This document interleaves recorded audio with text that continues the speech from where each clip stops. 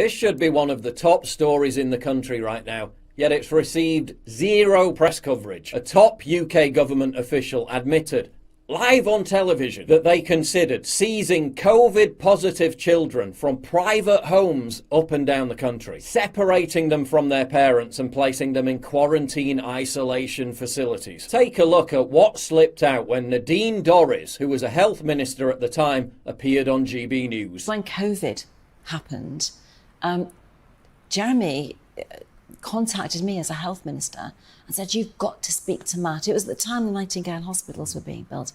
You've got to tell him that you Matt Hancock. Yeah, you don't put sick people in the hospitals.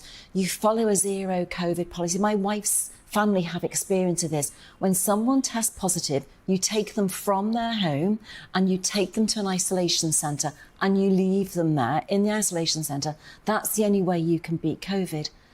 And I said, Jeremy, the British public will not stand for mothers and fathers and families and children being removed from their family and their home and put in isolation. And he says, who said they won't?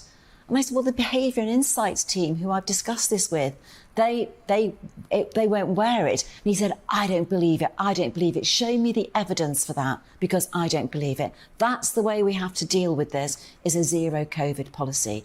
Now, we would still probably be in some sort of lockdown if Jeremy Hunt had been made Prime Minister. Look at China today. Instead of Boris Johnson. To reiterate, prominent players within the government, Jeremy Hunt chief amongst them, wanted to directly copy China's draconian method of kidnapping both parents and children from their homes in the United Kingdom and sending them to quarantine camps. And remember, even Sage thought that the British public would never accept lockdown, never mind being forcibly torn from their homes, until Italy did so. Professor Lockdown himself, Professor Pants Down, Neil Ferguson, told The Times, quote, China is a communist one-party state, we said. We couldn't get away with it in Europe, we thought, and then Italy did it and we realised we could. Given this shocking new revelation, which has received virtually no media coverage, what could they be planning to get away with this coming winter? Don't forget, the guy who called for this is running for Prime Minister. He could be our next leader, and he could take charge in early September, right when they're going to push for COVID restrictions to be reintroduced. Government ministers have said lockdown measures will return if necessary to protect NHS hospitals. Yeah, the same NHS hospitals that were 40% empty at the height of the first outbreak. We have 1,300 excess deaths per week in the UK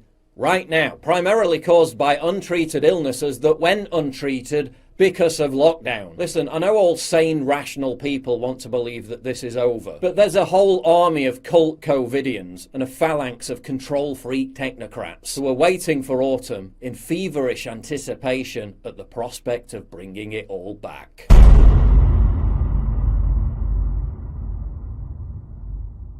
To get exclusive content, early access, behind-the-scenes stuff, and to personally interact with me, please sign up for my community at pauljosephwatson.locals.com. Link in description, and thank you for your generous support.